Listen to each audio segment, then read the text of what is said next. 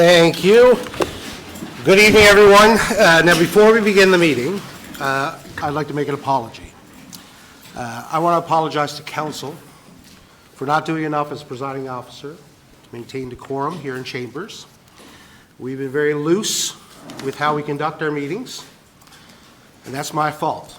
From now on, I'd like to tighten things up a little bit. So that includes raising your hand when you want to obtain the floor, not calling out to obtain the floor, wait for the presiding officer to recognize you, and as well not interrupting each other unless it's a point of order.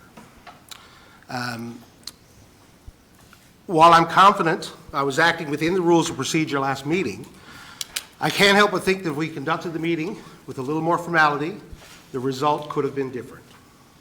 It's my hope the council can move forward with the business of the city in a constructive way. So with that, I'll bring the meeting to order.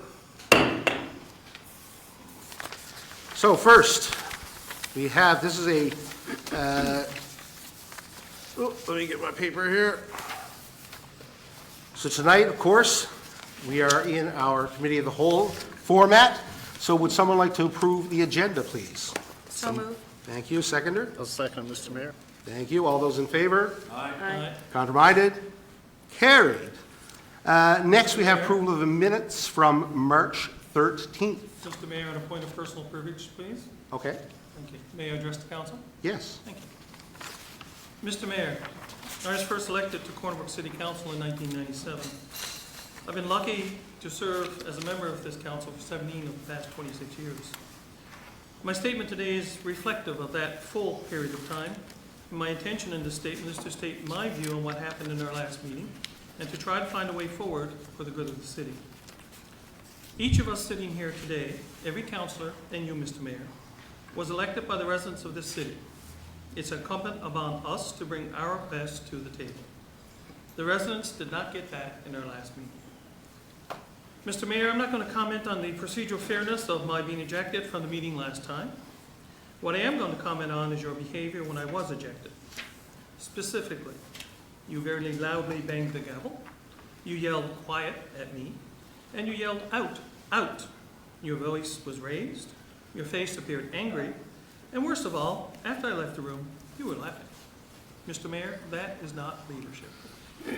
I believe that the residents of the city can see for themselves that your behavior was unprofessional and inappropriate. Anyone can watch it and see for themselves. It has no place anywhere. I think you should apologize for the manner in which you behaved, for the impact that you had upon me, and for the negative light in which your behavior cast the city. I'll also speak briefly to the substance of what was being discussed at our last meeting. To me, on the surface, we were discussing the code of conduct. We were actually discussing, at least in my opinion, something more fundamental. When I ran for council in 2021, my intention was to make a contribution to the city. My commitment remains the same. My experience on council since fall of 2021 has been that things run very differently at City Hall than they did in the past. On previous councils, debate and discussion at the council was not only the norm, it was encouraged. That was especially true for matters of policy. That is why it is frustrating to me when big policy items, like a code of conduct, are presented to councillors in full draft form before we are even asked to give any opinion on it whatsoever. This means that staff has already done and been asked to devote hours to it, with no early direction given from the council. That's not how it's supposed to work. Council is responsible for the direction of the city. We should be asked what we think about policy issues early in the process, so that our hardworking staff have an idea of what we, as the elected representatives, are looking for. Instead, it seems like staff are going to work under someone's direction, and it's not council's. On a related note, 18 months in, we have yet to determine any priorities that we have as a council. That is not good for the city. So what's the result? When documents are sent in nearly finished form, I feel that I've just been asked to approve something. When I question things, you, Mr. Mayor, often interrupt me or question my motives. That is not acceptable. When it pertains to policy, we should all have a chance to weigh in early, on, and hear each other's comments and statements. It's not our role on council to get involved in the day-to-day operations. But big stuff like policy, we should absolutely be involved, and it should be early. When people are not involved in the process, it can also lead to conflict when they are being asked to approve something. So I'd like all voices to be heard. So what does that look like? First of all, don't just ask us to respond to something that's already been drafted and to do so by email. Email comments are not real discussion. Ask me for input early on, and I'll feel included, and I'll feel that my voice is valued. I suspect others will too. Secondly, let's not be afraid of disagreement. It happens. It can be healthy. When I sat in that chair, Mr. Mayor, we dealt with very contentious issues, far more contentious than this one, and disagreement happened. There's no reason to take it personally. There's no call to interrupt people as they speak or to question their motives. Thirdly, it's important to listen. Others have experience that you may not have. So I say this to my fellow councillors and to you, Mr. Mayor. I'm prepared to do my part to move forward and to be collaborative. As an example, I think Councillor Gill made a valid point and an important point in our last meeting about sharing a draft rather than presenting it orally, and I agreed. What I ask in exchange is that you apologize for your behavior and that you seek to involve all members of council early so that we can move this city forward in a positive direction. I thank you for the opportunity, Mr. Mayor. I will provide my comments to the clerk to include in the minutes, please, and I will make a copy available to any media that requires it. Thank you. Thank you, Councillor. Okay, anything on the minutes there that needs approval? Will someone move the minutes? Yes, Mr. Mayor, a correction to one of the minutes. Yep. Mr. Mayor, I would like to make a correction to minute 2335. The last paragraph, it says C. Pender was expelled from the meeting for failure to stop speaking after being called to order as per section 15.2 and 15.12A of the City of Corner Brook Rules and Regulations. By the way, I thank you for your comments and also Councillor Pender's comments at the beginning of this meeting. Very important. Mr. Mayor, as this minute involves the decision of Council of the Chair on March 13, 2023, I would think that you, the Mayor, and also Councillor Pender could be in conflict of interest regarding debating this minute under Section 667 of the Municipal Conduct Act, which states a councillor whose possible conflict of interest is being voted on is not entitled to the vote. So, Mr. Mayor, there is a correction to that minute, and I make a motion that the minute would read that the Councillor Pender, Councillor C. Pender, was expelled from the meeting for the meeting, period, leaving out for failure to stop speaking after being called to order as per section 15.2 and 15.12 of the City of Corner Brook Rules and Regulations. Do we need to vote on whether you two are in conflict? But I will say, just as a point of order here, that we do require that when a councillor is expelled, that we include in the minutes the reason for their expulsion. Yes. Thank you, Mr. That's Mayor. why it's there, yeah. Do we need a motion to see if both of you are in conflict, so you want to debate on the I issue? can't see how we're all part of the same meeting. So every minutes, we would all be in conflict if that were the case.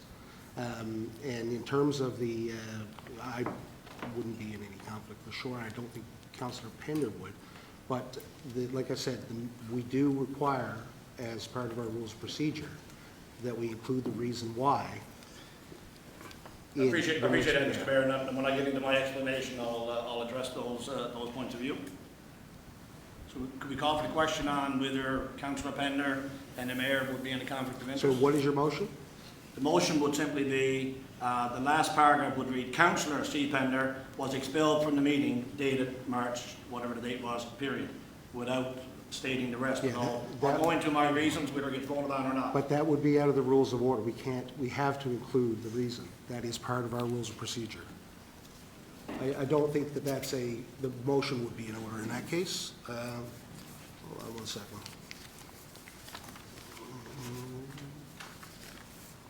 This one second.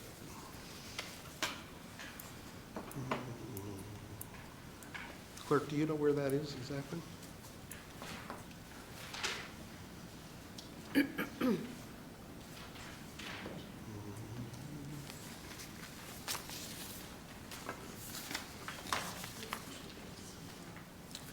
12? Okay. Yes, Mr. Mayor, it would be under 15.2, 15.9, 15.12, 15.13, and 15.14, which would encompass all of the procedures and rule of order. Yeah, 15.2 does state explicitly that an entry shall be made in the minutes the reason for the exclusion, so that motion would not be in order. Okay, thank you. Anything else? So you're ruling this out of order? Yes. Can we call for the question whether both the mayor and Councillor Pender is in a conflict? Or am I out of order on that? I can't see. I want to explain the reason, Yeah. Mr. Mayor, about why I think we should just leave it at Councillor Pender was expelled from the meeting. I think okay, I'll tell you what, I'll give you enough latitude there to try and explain why. Yep.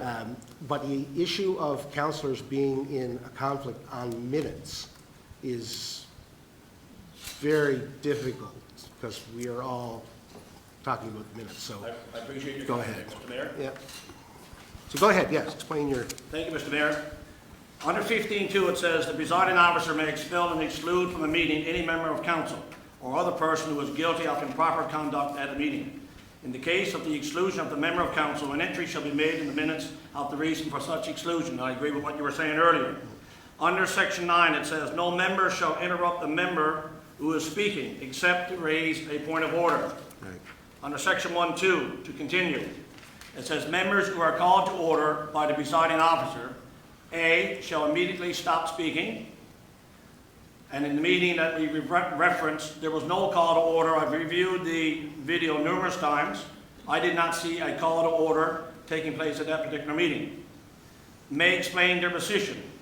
There was no opportunity for the councillor in question to explain his position. And C, 12C, it says, "May appeal to council for its decision on the point of order in accordance with Section 33 of the City of Corner Brook Act," which, in my recollection, says that the councillor in question should rise to his feet and ask the City Council to go into a chance to appeal his or her decision. Prior to that happening, or just before that could happen, in my opinion, Mr. Mayor, that the order was given to the peace officer in Chambers to remove the said councillor. So, Mr. Mayor, from my recollection of 12, 13, 14, there was no point of order stated at the meeting. There was no reason stated at the meeting, even though there was a reason stated in the minutes. And there was no appeal to the council table, and the councillor was not asked to leave. He was just directed out by the peace officer. Thus, Mr. Mayor, that's my point, that the statement should simply be, and it may not stand, but the statement should simply be that Councillor C. Pender was expelled from the meeting with the appropriate date, because there were other aspects that weren't followed in that particular point in time, even though I would agree with you with regard to 15.2, that a reason has to be given. But there was no reason, in my recollection, or viewing the video, of a reason given that particular evening of the meeting. Thank you, Mr. Mayor. okay, thank you. Yeah, again, the reason has to be provided, I provided a reason. I did gavel, as everyone knows, the councillor to order, and I did, again, did not obtain silence, so we didn't get past A, unfortunately. That's my reason. If you want to talk about the language for the reason, I don't know that, if you want to talk about that, maybe that's a motion to make forward, I don't know, but in terms of not providing a reason, I have to provide a reason, and that's the reason that I provided, so. Thank you, Mr. Mayor. Yes, thank you. Yes? I want to go back and revisit, not that we need it probably, but I just want to ask a question. So when you ask somebody, because it could happen to all of us between now and the next year and a half, 2 years and a half, when you ask somebody to leave, can we leave on our own accord, or does our presiding officer have to lead us in? Oh, you mean the MEL? Procedure, I'm looking at procedure now. Yeah, and again, I'm unfamiliar really with, and I forgive my crudeness around how it was carried out, because we've never had to do that before. So in terms of the exact, whether it's asking someone to leave, The rules of procedure do have a couple of different ways there that someone can be excluded from the meeting, whether that's asked to be excluded. In the case that I felt that the member didn't stop speaking, kept talking, and so I felt I had to order their exclusion. And so that's my reasoning. Yes, yeah? But he never refused to leave. At no point did he refuse to leave. I thought he should have been given a chance to at least leave on his own accord. Yeah, I don't think that the sergeant at arms there had to coerce the member in any way to leave, I saw. So, again, sure. Do you think, and I'll ask this question, do you think that an apology to Councillor Pender because the rules weren't followed to a T? I think the rules were followed very well, and as I stated, I am the presiding officer. I am responsible for carrying out those rules. I'm hoping that if we can continue to have good decorum, people can obtain the floor by raising their hand, and we don't interrupt each other, that we can in fact avoid that in the future. Okay? So can we get a mover on the minutes yet? Would somebody like to move minutes? Yes? No, I just wanted to make a comment. Okay, go ahead. Obviously, my being here doesn't mean a lot to a lot of people. I just find it, honestly, I can't believe that I was called names here. I can't believe that I was called stupid in the gallery with people around. And everybody here is fine with it. Nobody said a word. Nobody said a word. And here we are talking. Listen, what happened at the last meeting to me is simple. The people involved got nothing to do with it. A member of council spoke when he wasn't supposed to. The chair of the meeting asked him to leave, period. The people involved really don't matter, but apparently it does. And honestly, I'm sitting here, and apparently I don't mean, my feelings doesn't mean a lot. Apparently. Because somebody can take a swing at me all they want, and everybody's saying, just fine. And I'm telling you, I'm honestly, I just can't understand the mindset of this council. It doesn't matter what it is, it's who it is. When is that going to stop? If something is right, it's right. If something is wrong, it's wrong. It doesn't matter who says it. Thank you, Mr. Mayor. Thank you. Okay, we get a seconder on those minutes after? Bill? No? Seconder on the minutes? Oh, I need. You moved them, someone want to second the minutes? I'll second it. Okay, all those in favor say aye. All right. Aye. Counterminded? Okay, carried. So we have two dissents here? Yep. Okay, thank you. Next, we have, proclamations. No, we have our code of conduct, of course. So, as per the motion made last meeting, you have in your package, you see the RFD there, there's two versions of the code of conduct. So Councillor Pender brought forward a draft with recommending a number of changes.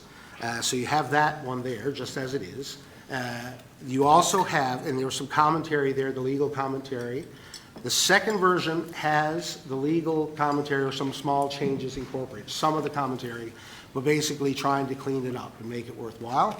So what I'm going to ask you, maybe Councillor Pender, to make a motion for one of those, if you would, to start with. We can continue to amend as we go along, but go ahead. Mr. Mayor, when I lost the motion, I was going to move that we adopt B. Okay. B, you say? Yeah, Okay. the one that has been, that I drafted initially and put up for comments from staff. Yep. So, is there a motion? Yeah, okay. So if you want to make that motion now. So be resolved, I'm just trying to find the motion, Mr. Mayor, one moment, please. You want me to read out the whole thing, or? Option 2, I think, is what you're looking at? Option B is what I have. Yeah. So, be it resolved to rescind the current code of conduct policy of mayor and councilors and to replace it with the proposed code of conduct policy for mayors and councilors, attachment B.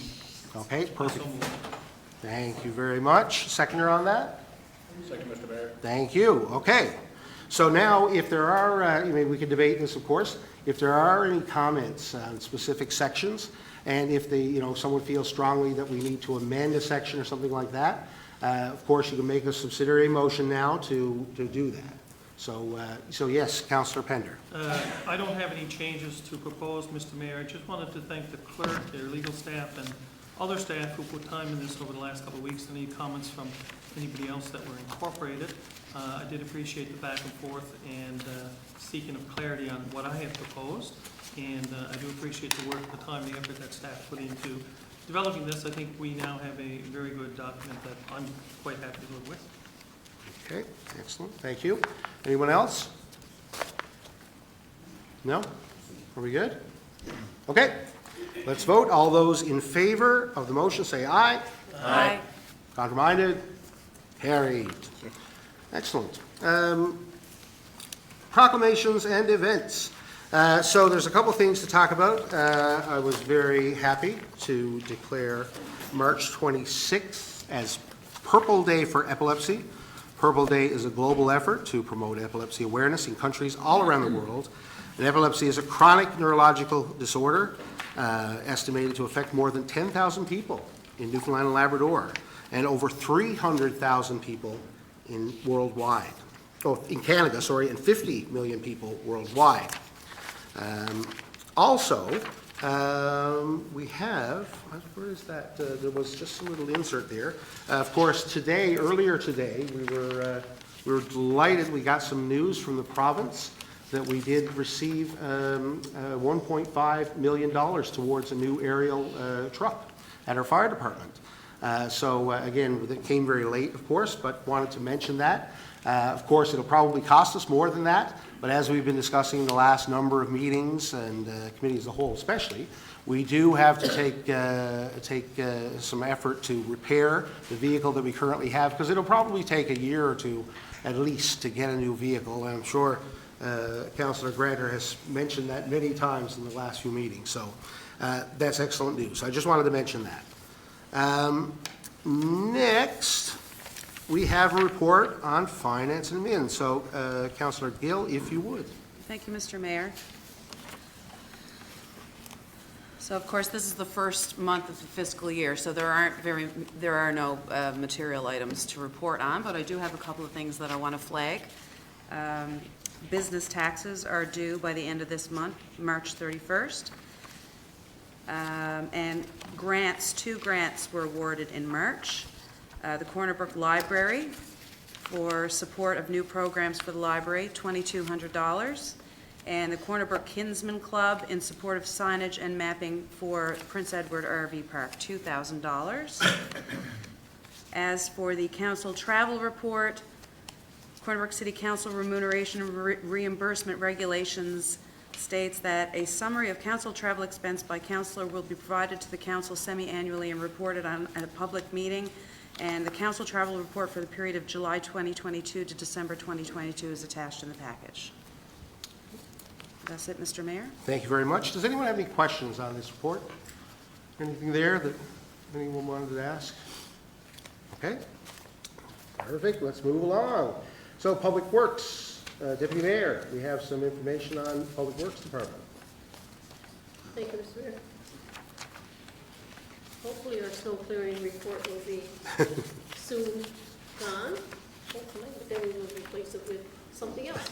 Clean up. Okay, Public Works snow clearing. Snow clearing. City forces plowed snow 9 days from February 21st to March 22nd. Blowers, city blowers, were all out widening streets for 7 days, 3 shifts a day during this time. Loaders with baskets, 8 days. The city had loaders equipped with snow baskets out, pushing back snow banks at intersections to improve the line of sight and to clean up the cul-de-sacs. Sidewalk clearing, the city's Bobcat was out for 15 days during that month.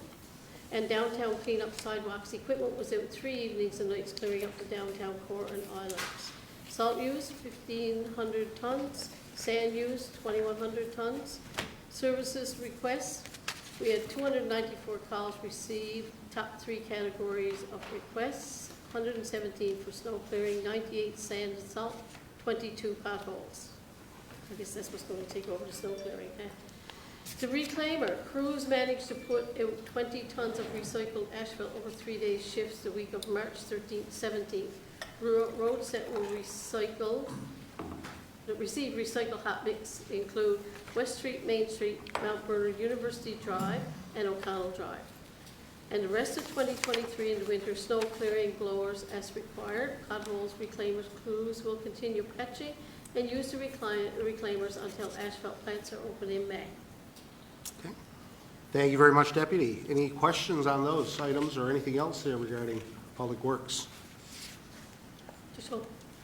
It was the end of it. Okay. Yeah. Snow clearing. Not the end of the report. Rendered with snow clearing.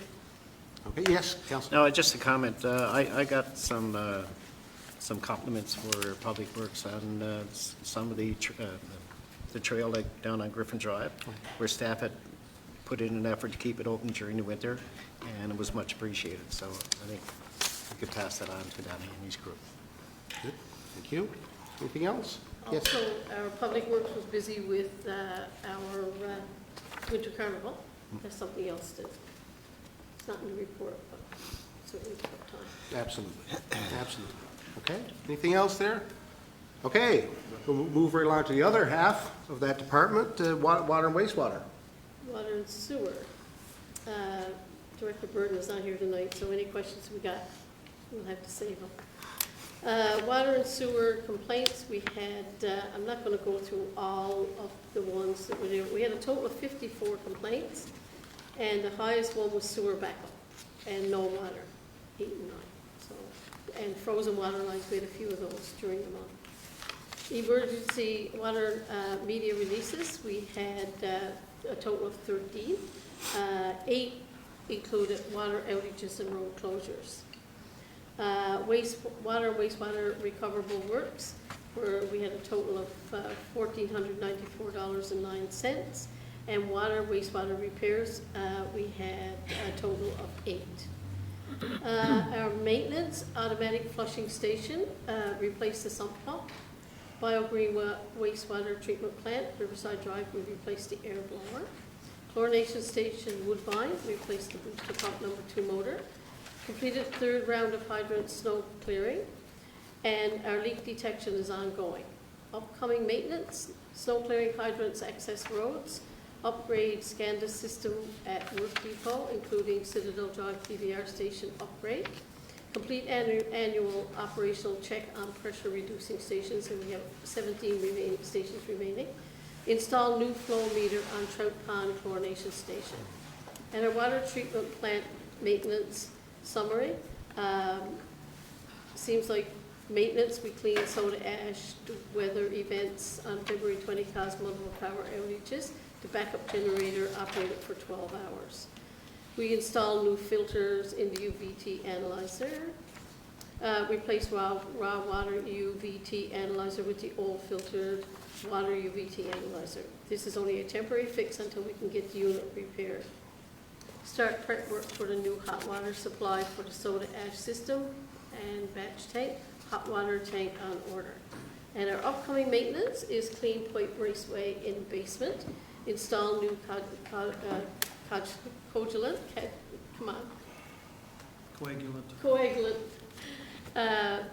dosing pump number 1. Pump is approximately 8 years old. And that's about it. We're cleaning the room and the equipment. Okay. That's all. Thank you very much. Questions on this? Any water and wastewater? Yes, go ahead. Replace the raw water UVT analyzer with the old filtered water UVT analyzer. This is only a temporary fix until we can get the unit repaired. Timeline on the unit to be repaired, or? And I don't know if Mr. Director Burden Burden isn't is not here here. tonight, so I'm not sure. Mr. Cumby, I guess that's something we can get from him and update council? Okay, is that okay? Any other questions or comments? Okay, good. Lots of work going on, of course. But you're right, probably, that we're going to transition to a different set of problems as the spring occurs, but that's what we do. We hit a few of them today. That's right. Okay, Councilor Granter, so we have some updates from Protective Services. First, we have ATV access. This is exciting, along Yes. Norwood Parkway and North Shore Highway. Yes, it is, Mr. Mayor, thank you. For some time now, Protective Services and Public Works have been working on a solution to connect the Hughes Brook Trailhead and the Lunnigan Drive Trailhead to the North Shore Highway and Elizabeth Street areas respectively. The 2022 enactment of the new Provincial Off-Road Vehicles Act does provide a means to accomplish this feat, but some work will need to be done regarding roadway access points and approvals from the Department of Transportation and Services, NL, for these access points. Both Protective Services and Public Works have met with the Department of Transportation and will be working on a proposal to the applicable provincial government departments to seek approvals to create access points along the provincial roadways to connect Elizabeth Street and the North Shore Highway to our designated ATV trail system. There may be some costs associated with building the ATV access points, Mr. Mayor, gravel, culverts, labor, etc. to install.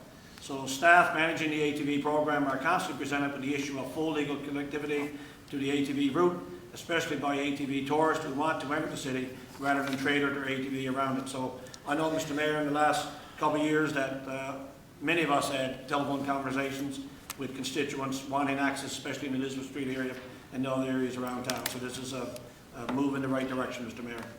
Thank you very much. Any questions on that? Yes, go ahead. Again, not a question, just a comment. I'm wondering, like, you know where you come off the hill and go on Griffin Drive for the ATVs, right? And there was like half of the roadway was taken up by a sign to stop ATVers from using it at the time. I'm just wondering if it's time to probably move that or get rid of it, because they got to go outside and you can see where the road is, the pavement's here, but it's wearing down where they have to go around that sign. Okay. Maybe something we could look at, or? Yeah, Mr. Flynn? Yeah, we can look at that. I'll mention it to the Director of Public Works and have that looked at. Yeah, perfect. Thank you. Thank you. Yes, certainly, the spot you're talking about, it's probably be a good idea to do some kind of update before Yeah. we get there, yeah. Yes, Councilor? Yes, Mr. Mayor, I use that trail quite a lot, and I guess it's there to prevent, people from going very quickly on ATVs as well. So if you're gonna move the sign, some sort of funnel or something that slows people down, just like on the other, you have a gate. Otherwise, you have walkers and cyclists, and you don't want ATVs, especially if you're coming down a hill or accelerating above a hill, causing issues for safety reasons. So just like to keep that in mind. Absolutely.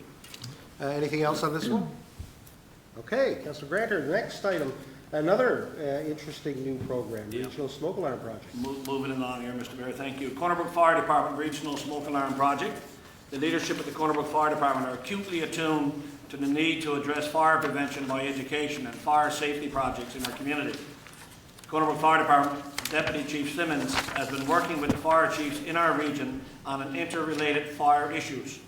As such, the deputy has designed a program to address the safety gap of smoke alarms in the sleeping areas of city zones built before year 2000. Notably, in year 2000, the National Building Code changed to require the installation of smoke alarms in sleeping areas of homes. And there's a document that's presented here, Mr. Mayor, in quite detail, but that project will be ongoing over the next little while. Okay, thank you. And maybe Mr. Fleet, you tell us, just give us a little bit more insight into exactly what that'll look like? Yeah, so basically, we've known about this gap in a lot of our residential properties here in the city, and the deputy has been exploring opportunities to resolve that. He put together a program that I presented to the Department of Fire Services with Department of Justice and Public Safety, and from there they've provided us a grant of $90,000 to get this project moving. So essentially what we're doing is we are purchasing smoke alarms for residents in the city. We are probably going to do some installs, those type of things, and we're working with the fire chiefs all around the city of Corner Brook to help their communities as well. It'll be a full regional project. Excellent. Anyone else have any questions? Yes. Yeah. My old stomping grounds. I think this is great. I think even from my days as the fire inspector for the city, I tried to push hard with the, you guys got to stop thinking fires, start thinking smoke. Very few people burn to that. It's the smoke. And Industry has proven that people have been outside of their homes and wanting to get Nan's bracelet or something that's upstairs and the fire's in the basement so they know they can get there. They're not thinking the smoke. The smoke is what's going to get you, right? So anything to do with smoke to make awareness to it, I'm all for it. Thank you. Very true. Thank you. Anyone else? Any questions? Okay, excellent. We'll look forward to seeing more on that. And as well, of course, we have our statistics for the month. Yeah, thank you, Mr. Mayor. I'll go through these on the surface. So municipal enforcement, there were 80 calls this past month for bylaw enforcements, taxi regulations, animal control, and parking enforcements. The Corner Brook Fire Department received 42 calls for service this past month, Mr. Mayor, and there were 5,995 calls for the public safety answering point system, which is run out of the city, Mr. Mayor. Thank you. Okay, thank you. And before I pass it back, I just want to add a couple comments with regard to the announcement today, Mr. Mayor, a little bit more detail with regard to the fire truck. Yes, go ahead. That tender specification will go to market in the next 7 to 14 days, and the budget implications are replacement of this truck will be in the range of $1.5 to $1.8 million. Council has been setting aside $100,000 per budget each year for the apparatus replacement, and currently we have about $300,000 to contribute to this purchase. So with the announcement today by the Honorable Jerry Byrne and of $1.5 million and the $300,000 that we already have in the session here at the city should cover the cost of that new apparatus. And I want to publicly thank Minister Byrne and also the Provincial Cabinet for recognizing the need for that particular apparatus here in the city of Corner Brook. Thank you, Mr. Mayor. Thank you very much. Any questions on these items before we move along? Mr. Mayor, I Yes. think it should be made known too, the truck is regional. The truck is... Is a regional truck. Mr. Yes, Flynn, the truck is a regional truck, as it is today, actually. And that's part of why the government is funding it as well, so. Okay. Thank Thank you, you. Mr. Mayor. Thank you. Next up, we've got Recreation and Tourism now. Councillor Keeping sends her regrets this evening. So maybe Ms. Patton, could we give a summary for us, if you would, Director? Sure, Mr. Mayor. You all have the report, so I won't read it in its entirety, but there are a couple of items that I'd like to highlight. I'd like to take a moment to acknowledge Margaret Colburn, who's been instructing yoga at the Civic Center since 2021. She's recently decided to pursue a new project and will no longer be teaching at the Civic Center. We want to wish Margie all the best on her new adventure, and she'll certainly be missed. We're planning to fill this spot with another physical activity drop-in, and we'll make the announcement as soon as it's finalized. Another highlight in March for the Civic Center and for female hockey was playing host to 3 female provincial AAA championships all in one weekend. This is the first time provincially that all 3 divisions, the U13, U15, and U18 of AAA provincial hockey were hosted in one location and on the same weekend, male or female. Western teams performed very well, with U18 finishing in 4th, U15 winning gold, and U13 winning silver. Western U15 will represent Newfoundland and Labrador at the Atlantics, March 30th to April 2nd in New Brunswick, and we wish them the best of luck. I'd also like a moment to thank Tracy Hatcher and Jennifer Park and the rest of the Female Hockey Council, along with Corner Brook Minor Hockey, who worked tirelessly with the Civic Center management to make this happen. And fingers crossed, we'd like to repeat it again next year. This coming weekend will also be extremely busy. The center with the Silver Blades Skating Club is hosting the 2023 Skate NL Star Challenge event in the main arena. And in the studio, the Saltos Gymnastics Club will be hosting the 2023 Gymnastics Newfoundland and Labrador Provincial Championship. And of course, I'd be remiss if I didn't mention this past weekend that the West Coast Hockey League started the playoff finals with the Corner Brook Royals and the Deer Lake Red Wings in the best 4-7 series. Game 3 will take place in Deer Lake on Saturday, April 1st, and Game 4 will be hosted by the Royals at the Civic Center on Friday, April 7th. Both games take place at 7:30, and future games will be held on April 8th, 9th, and 10th as needed. Now, the department, both on the recreation and the tourism side, is getting ready for the summer season, so planning for playground updates, regular outdoor field operations, and spring and summer events will continue to be planned in the coming weeks. Thank you, Mr. Mayor. Okay, thank you. Yeah, definitely lots going on. Anyone have any questions about anything? Okay. No, it's, again, I reiterate, it's great to see the people out, active, using our civic center. And I'm really excited. Of course, we got good news on our cruise season this year as well. Another banner year for cruise. And that, of course, helps our other aspects of our tourism industry here locally. And it's good to see our Star Committee up and running and moving forward. So, excellent, onward and upward. Next, Councillor Griffin, we have an update from Development Planning and Community Services. Thank you, Mr. Mayor. I'm going to read this, go through this, and I hear a lot from the people around town saying there's really not much going on. Well, I'm going to read some stuff out here, and I'm going to tell you there is a lot going on in our city thanks to our CEDP department and Director Charters. First of all, the 25 Poplar Road, the vet clinic occupancy has been issued. That project is complete. Carroll Avenue to Robbins Donuts, the foundation work has been completed. Building envelope construction is underway. The physiotherapy business on 3 Harold Avenue, the project is nearing completion. The 33 Dubs Road, the 8-unit apartment building, construction is ongoing. 33 Lunyagan Drive, new self-storage building, foundation under construction. Confederation Drive, new Western Motor Sports location, construction is ongoing. West Street City Pharmacy, the project is complete.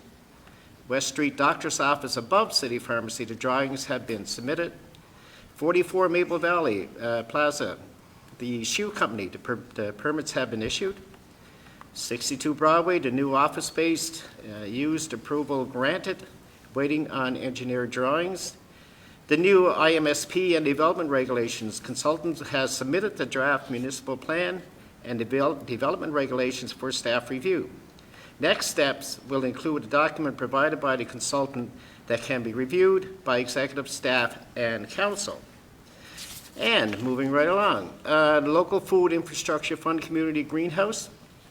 This is really important, I think, to our Deputy Mayor down there. She's right into this, as we all should be. That was a compliment, yeah.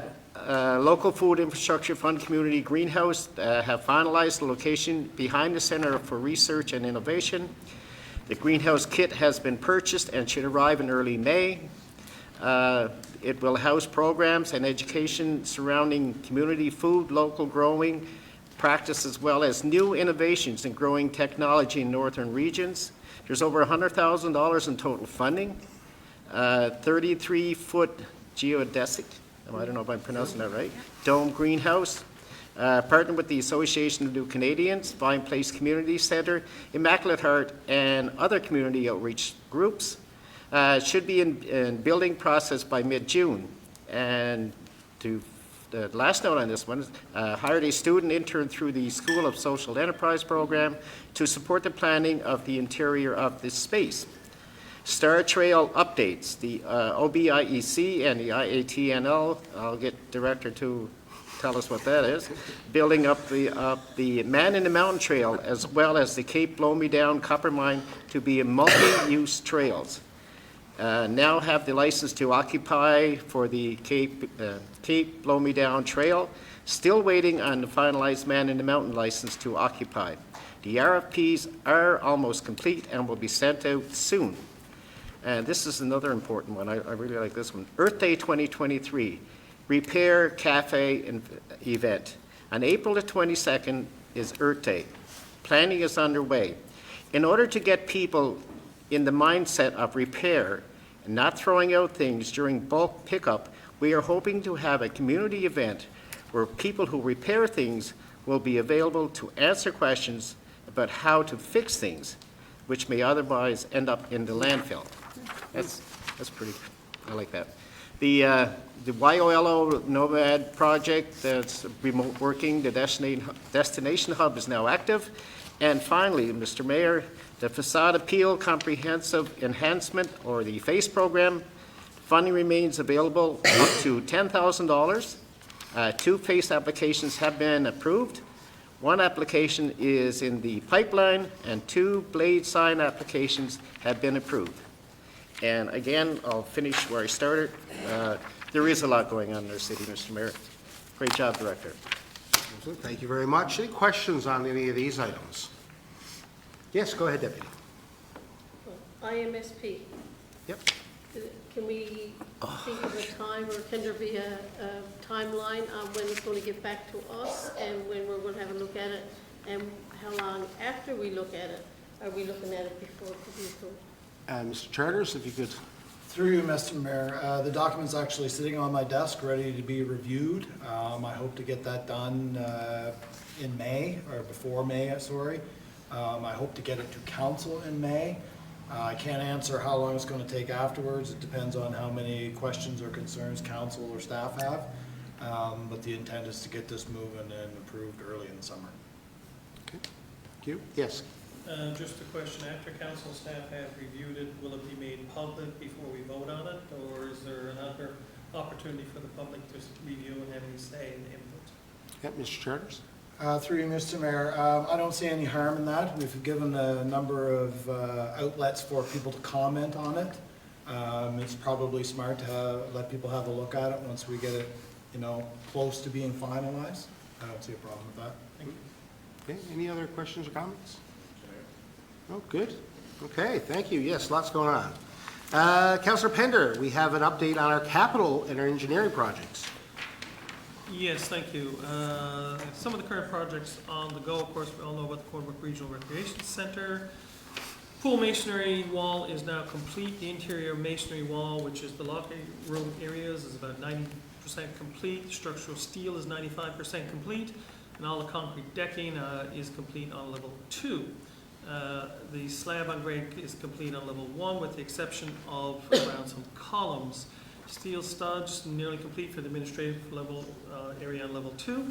And work has started on the fitness room area, the corridor next to the viewing area. Contractors working on spray fireproofing for level 1 daycare area, which if I recall we approved the change order for that last meeting. And the estimated completion date is early 2024. Now with this project, which is a major multi-million-dollar project, there's also a budget update. With all current change orders and anticipated change orders, the project is currently $2,300 or 0.01% over budget. Staff have been working diligently with the contractor and consulting team to find cost-saving measures without sacrificing the quality of the new facility. Some of these savings include things such as reducing the amount of tile on the natatorium walls, not replacing the existing gymnasium divider, and removing skylights from the fitness center. Cost savings to date are in the range of about $135,000. Although staff feel that the project has nearly progressed beyond the unknown condition stage, further change orders are still possible. The contractor has also submitted a claim for the increased cost of steel due to inflation, and staff is continuing to negotiate this item.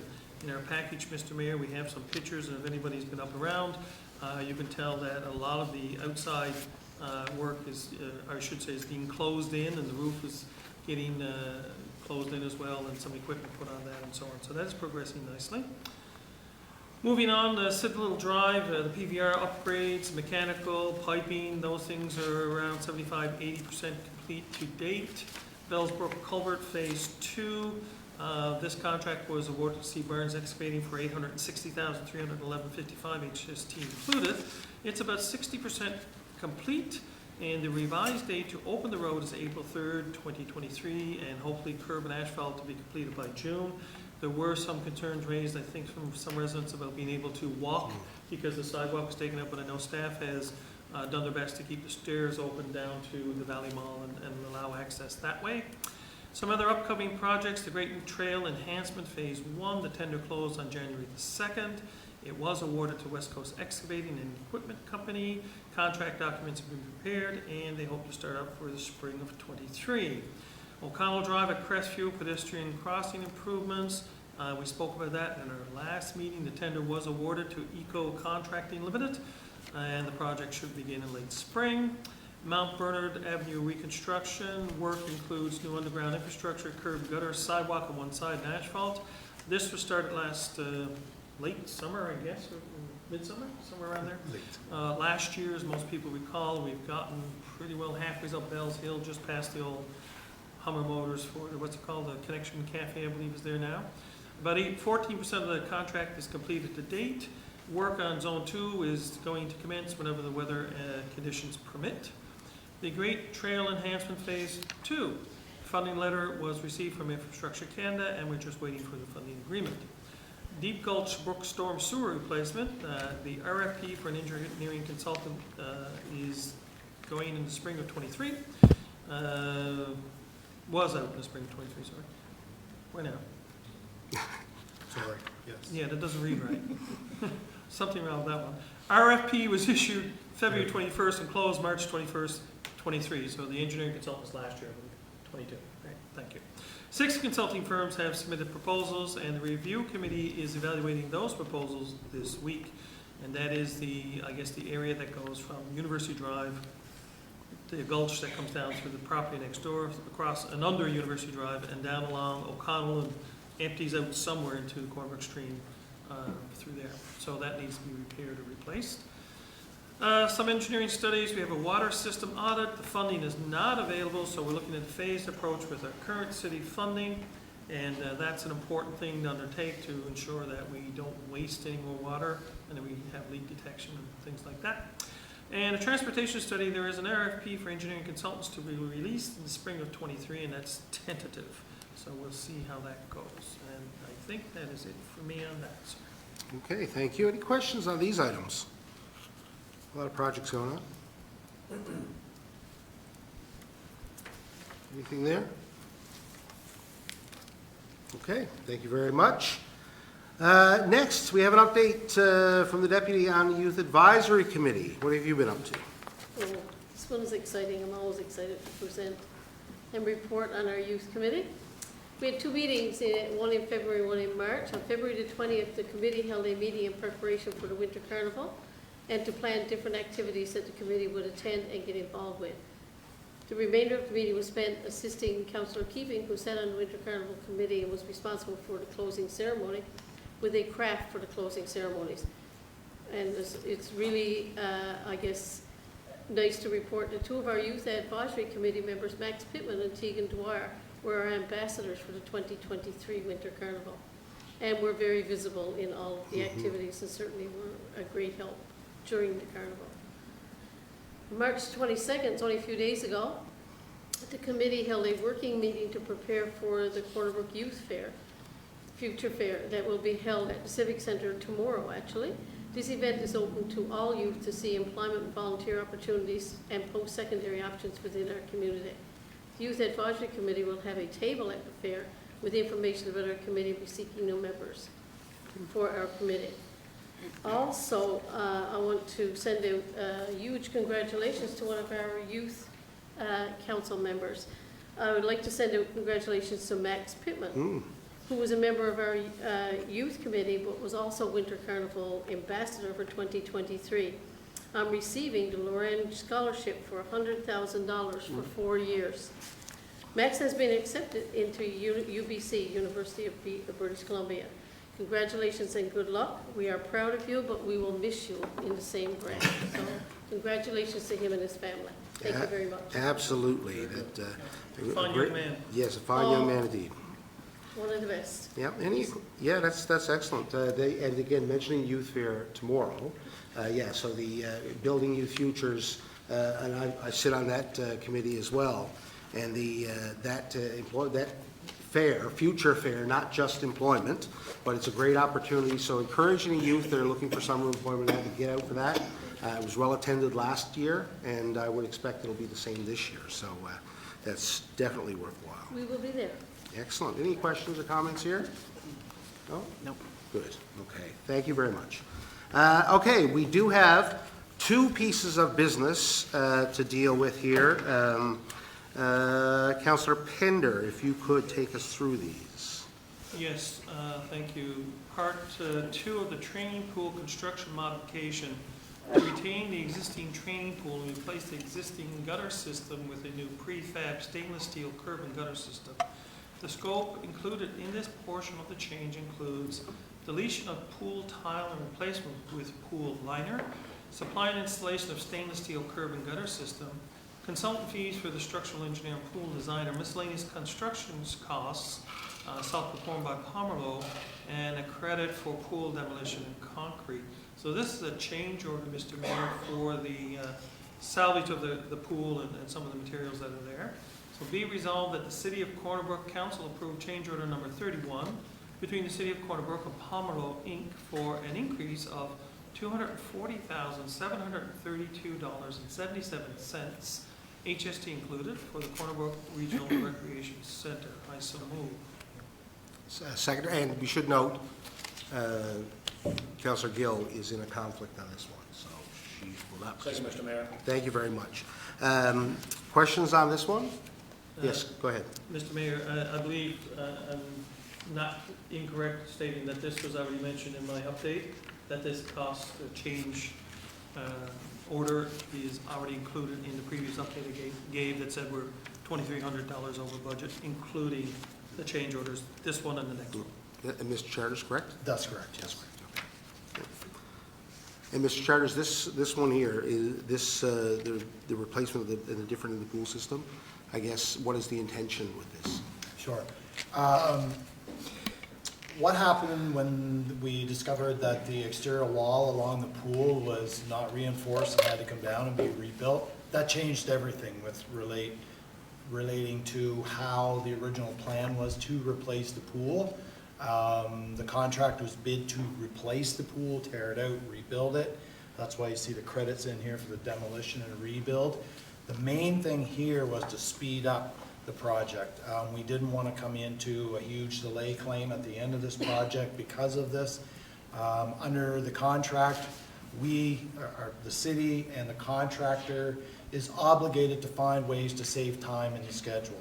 So we worked with the contractor, came up with a new solution, and this is what we're seeing here today. Okay, thank you. Any other questions? No? Okay, ready to vote?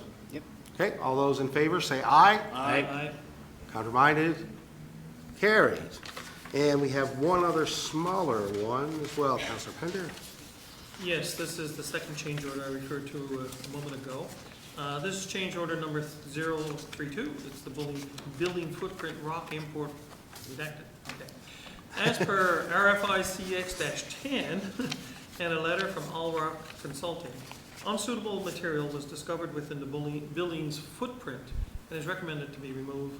This change order is for the costs associated with importing fill or rock to the building footprint for the USM over excavation.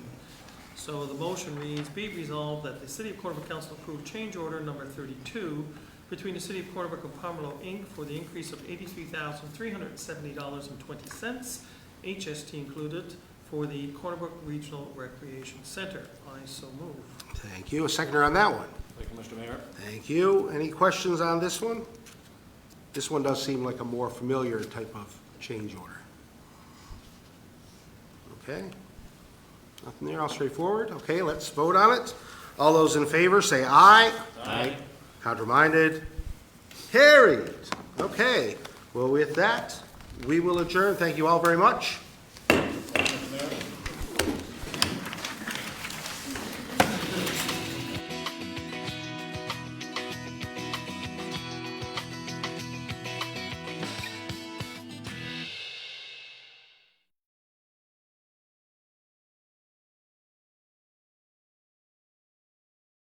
Celebration, all the gentry will be there. When General Matthew Ireland came, he took me by the hand. Says he, I never saw the likes of McNamara's band. Oh, me name is McNamara, I'm the leader of the band. Although we're few in number, we're the finest in the land. We play at wakes and weddings and every fancy ball. And when we play the funerals, we play the March of Saul. Oh, the drums go bang, the cymbals clang, the horns they blaze away. McCarthy pumps the old bassoon while I the pipes to play. Tennessee, Tennessee tunes the flute, the music is something grand. A credit to old Ireland is McNamara's band. A-la-da-da-dum, a-la-da-da-dum, a-la-da-da-dum, a-la-da-da-da-dum, a-la-da-da-dum, a-la-da-da-dum, a-la-da-da-dum, a-la-da-da-dum, a-la-da-da-dum, a-la-da-da-dum, a-la-da-da-dum,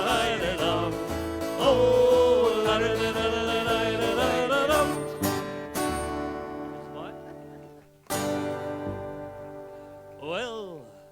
I's the boy that fills the boat, and I's the boy that sails her. I's the boy that catches the fish and brings them home to Liza. Oh, hip your partner Sally DeVoe, oh, hip your partner Sally Brown. Over Twillingate, Morton's Harbour, all around the circle. Well, I don't want your meggy fish, that's no good for winter. I can buy as good as that down in Bonavista. Oh, hip your partner Sally DeVoe, oh, hip your partner Sally Brown. Over Twillingate, Morton